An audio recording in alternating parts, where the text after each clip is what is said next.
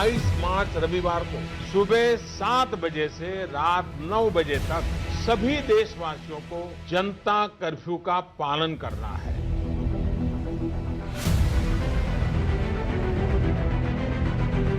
पूरे देश में आज रात 12 बजे से संपूर्ण लॉकडाउन होने जा रहा है।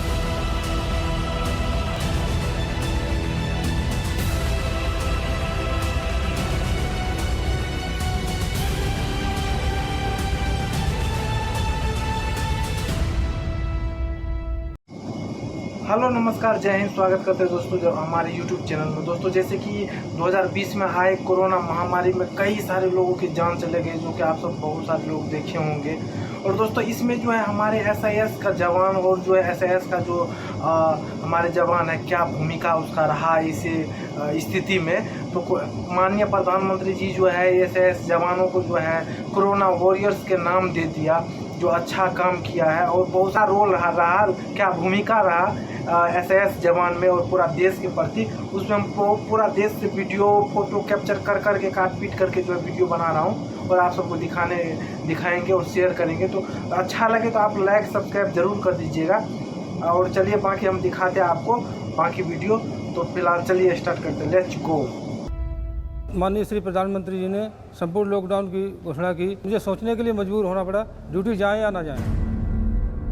मेरे फैमिली मेम्बर ने भी मुझ पे बहुत ज़्यादा स्ट्रेस दिया कि नौकरी छोड़ दो अपनी। हमारे पड़ोसी ये कहते थे, आप कोरोना जैसे महामारी में अंदर बाहर कर रहे हो, ड्यूटी जा रहे हो, हमारे भी बच्चे इससे ग्रसित हो जाएंगे।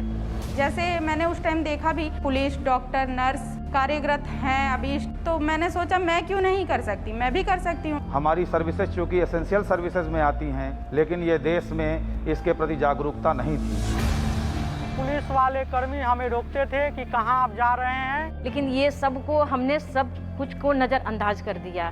ये बीमारी शुरू होने पे बहुत लोग घबरा गए, ड्यूटी छोड़ रहे थे, लेकिन हमने सोचा कि ड्यूटी छोड़ना कोई हल नहीं है और हम लगे रहे।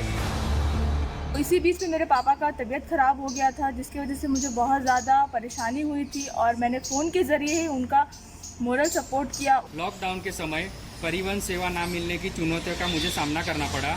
मेरा घर यहाँ से 40 किलोमीटर दूर है।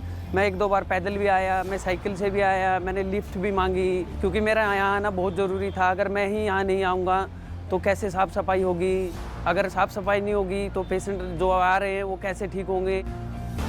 यातायात बंद हो गया, कैश ऑफिसर, हमारे क्रू मेंबर, इवन हमारे ऑफिस के जो ऑफिसर थे उनको भी आने जाने में बहुत तकलीफ होने लगी। बॉर्डर सील होने की वजह से मेरे को रात को जल्दी सुबह अंधेरे में निकलना पड़ता था और रात को सारा काम खत्म करके अंधेरे में ही घर वापस जाना पड़ता था। कभी कभी रास्ते में जाम लगता है या नोएडा बॉर्डर सील होने से, कोई भी बॉर्डर सील होने से हमें घंटों लाइन में लगना पड़ता था। उसके बाद हम ATM पे पहुंचते थे। कोविडमुळे माझे फ्रेंड कामावर येऊ शकत नाही, तरी पण मी पुढाकार घेऊन मी स्वतः कामावर थांबून सगळी कामं पूर्ण केली। इस कठिनाई की घड़ी में हम अपनी टीम को पैदल नहीं आने के लिए प्रेरित किया। महामारी के चलते हमारे स्टाफ को 8 घंटे की जगह 12 घंटे का जॉब करना पड़ रहा था, जिससे स्टाफ बहुत परेशान था। तब मैंने उन्हें समझाया और उनके लिए आवश्यक चीज़ें ला के दी। हमारी कंपनी ने हमें नए आई कार्ड, नए पासेज बना के दिए, जिससे हमें ड्यूटी करने में अब कोई दिक्कत नहीं हुआ। हमें SIS की तरफ से 2000 रुपये एडवांस के रूप में मिले, जिससे हमने अपने घर का राशन खरीदा। हाल फिलहाल मेरो घरबाट पनि विशेषले मलाई ड्युटी जानु दिएको थिएन। घरमा अब बस्नु, कम्पनीमा धेरै समस्याहरू छ, अब कोभिडले सताउँछ भनेर तर पनि त्यो कम्पनीले जुन चाहिँ हामीलाई ट्रेनिङ दिएको थियो। कोरोना महामारी के बिगड़ते हुए हालत को देखते हुए हमारी टीम द्वारा हमें ट्रेनिंग दी गई है कि कैसे इस बीमारी से खुद से बचना है और औरों को भी बचाना है, जिससे कि हमारी ड्यूटी बेहतर हो सके। एयरपोर्ट एक सरकारी संस्था है जिसमें साफ सफाई जरूरी है। जितने भी पैसेंजर यहाँ आते हैं उन्हें मैं सोशल डिस्टेंस और साफ सफाई के बारे में सलाह देता हूँ और खुद भी इसका पालन करता हूँ। कोरोना समय पर मेरे घर वाले परेशान थे, मैंने उन्हें समझाया, मुझे PPE किट दिया है। कोविड-19 का PPE किट कंपनी में दिया गया है। ನಮ್ಮ ಕಂಪನಿಯಲ್ಲಿ ಕೊರೋನಾ ಸಿಚುವೇಶನ್ಲಿ ಎಂಪ್ಲಾಯ್ಗೋಸ್ಕರ company posters, sanitise, mask, gloves ಎಲ್ಲ ಕೊಟ್ಟು ಎಂಪ್ಲಾಯ್ನ ಸೇಫ್टी ಮಾಡಬೇಕು ಎಂದು एक्सप्लेन ಮಾಡಿದ್ದಾರೆ। कोरोना या संकट काळात माझ्या कुटुंबियाकडून मला परत येण्यासाठी वारंवार समजावलं, पण मी त्यांना फोनवरच समजावलं की मी नाही येऊ शकत आणि मी माझी ड्यूटी चांगल्या रीतीने इथेच निभावली। लॉकडाउन के कारण हमारे जो श्रमिक भाई दूसरे शहर में फंसे हुए थे, उनको लाने के लिए सरकार द्वारा जो स्पेशल ट्रेनें चलाई जा रही थी, उनका आने जाने का कोई टाइमिंग नहीं था। तो इसमें हमारी ड्यूटी लगाई गई। हमारी ड्यूटी 24 घंटे की होती थी। हमें पता नहीं था हमें किस टाइम आना है, किस टाइम जाना है। इसके लिए कंपनी ने हमारे रहने खाने के लिए बैरक इंतजाम किया और हमको सारी सुविधा दी। सुबह शाम ड्यूटी आता जाता था तो मुझे काफ़ी लोग ऐसे दिखते थे जिनके पास राशन नहीं, पानी नहीं पीने को। हमने इस चीज़ के बारे में बताया, उन्होंने हमें वहाँ से अपनी तरफ से कुछ राशन प्रोवाइड करवाया।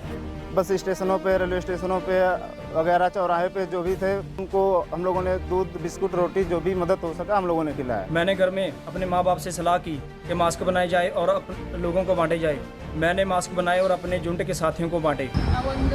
800-900 ಮಾಸ್ಕ್ ಕೊಟ್ಟಿದ್ದು ಫಸ್ಟ್ ನಮ್ಮ ಸೇಫ್ಟಿ ನಾವು ಆಗಬೇಕು ಅನ್ನೋ ಒಂದು ಕಾರಣಕ್ಕೋಸ್ಕರವಾಗಿ ಫಸ್ಟು ನಮ್ಮ ಅಕ್ಕಪಕ್ಕ ಇರೋರಿಗೆಲ್ಲ ರೋಡ್ ಮುಗಿಸೋರು ಅವರು ಇವರೆಲ್ಲ ಇರ್ತಾರೆ। जो हमारे नॉन बिजनेस क्वेरीज हैं वो भी हमें रिसीव होने स्टार्ट हो गए। कोरोना महामारी के दौरान कस्टमर के घर तक सामान पहुंचाया, मेडिकल का सामान, ग्रोसरी। इस महामारी के दौरान मैंने अपने 3 क्लाइंटों को जो मेडिकल पेशेंट थे, मैंने अपनी कंपनी की गाड़ी से उनको हॉस्पिटल में पहुंचाया। मैं एशिया के नंबर 1 हॉस्पिटल एम्स में कार्यरत था। अपनी ड्यूटी करते समय मैं भी कोरोना पॉजिटिव हो गया। क्वारंटाइन के दौरान मुझे अपनी ड्यूटी की चिंता सताती रही। ड्यूटी ज्वाइन करते ही सबसे पहले मैंने अपना प्लाज्मा डोनेट किया। एम्स ने मुझे उस चीज़ के लिए ये सर्टिफिकेट प्रदान किया। এই দীর্ঘ লকডাউনে আমি কন্টিনিউ ডিউটি করছি এবং এই লকডাউনের মধ্যে আমার বাড়িতে বাবার শরীর খারাপ হয়েছিল, তো আমি সেই জন্য বাড়ি যেতে পারিনি। তো বাড়ি না যাওয়া সত্ত্বেও আমি ডাক্তারের সাথে যোগাযোগ করে বাড়িতে স্ত্রীকে দিয়ে বাবাকে সম্পূর্ণ ডাক্তার দিকে সুস্থ করেছি। ಕೋವಿಡ್ ಪೇಷಂಟ್ ಜೊತೆ 15 ದಿನ ಇಲ್ಲೇ ಇದ್ದು ಕೆಲಸ ಮಾಡಿದ್ದೀನಿ, ಫ್ಯಾಮಿಲಿನೆಲ್ಲ ಬಿಟ್ಟು। ಅದರಿಂದ ನಮ್ಮ ಕಂಪನಿಯವರಿಗೆ ನನಗೆ ತುಂಬಾ ಹೆಮ್ಮೆ ಇದೆ। 100 किलोमीटर के रेडियस में मैंने सारी सर्विसेज को क्लाइंट से संपर्क करके पूरी सर्विसेज कंप्लीट किया अपने से। इसमें मेरा 2 बार एक्सीडेंट हुआ, मैं हॉस्पिटलाइज्ड भी हुआ। बावजूद इसके मैंने हौसला नहीं खोया और मैं काम करता रहा, मुझे सफलताएं मिलती रही। अगर ये SAS के कोरोना वॉरियर्स इस समस्या को इस तरह से हैंडल नहीं करते तो शायद आज 2016 में जो नोटबंदी हुई थी उससे भी भयंकर स्थिति उत्पन्न हो जाती।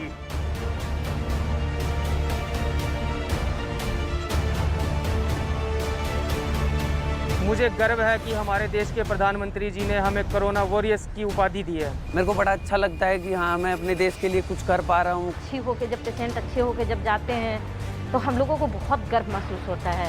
मुझे मान है अपने देश पर और अपनी ड्यूटी पर। मैं इसी तरह अपने फर्ज को निभाता रहूँगा। दोस्तों इस जवान को देखा जाए तो मैं भी गुड़गांव में फंसा हुआ था, हरियाणा गुड़गांव में फंसा हुआ था। मैं भी कोरोना काल में यहीं पे था गुड़गांव में और यहीं पे काम कर रहे थे। तो यहाँ पे देखे कई सारे कंपनी में जो है हमारे सिक्योरिटी फंसे हुए हैं और हम सब कंपनी में ही रहने के खाने का व्यवस्था दिया गया था। और जो है SAS की तरफ से जो है हम सबको भी खाने का, रहने का सब व्यवस्था अंदर में ही कंपनी में ही करवा दिया गया था। और दोस्तों जिस तरह से डॉक्टर्स और पुलिस वाले और जो भी कोरोना में जो सहयोगी थे उसमें हमारे सिक्योरिटी का भी जो है अच्छा भूमिका रहा था SAS के सिक्योरिटी वालों का। और दोस्तों उसमें देखा जाए तो हमारे SAS के सिक्योरिटी जो भी थे उसको जो है कोरोना होने के बावजूद भी SAS की तरफ से उसको जो है 10,000 रुपया जो है दिया जाता था, जो घर चलाने के लिए ऐसी स्थिति में। तो ऐसे मुश्किलों का सामना करते हुए हम सब ड्यूटी किए और हम सबको जो है एसेंशियल सर्विस नाम करके भी कंपनी का नाम दे दिया गया और बहुत नाम रोशन हुआ SAS का भी। और प्लस हम सब भी ठीक ठाक से जो किसी तरह बाहर में रहते तो ड्यूटी कंप्लीट किए। और गुड़गांव में हम सब यहाँ पे फंसे हुए तो बहुत सारे SAS के जवान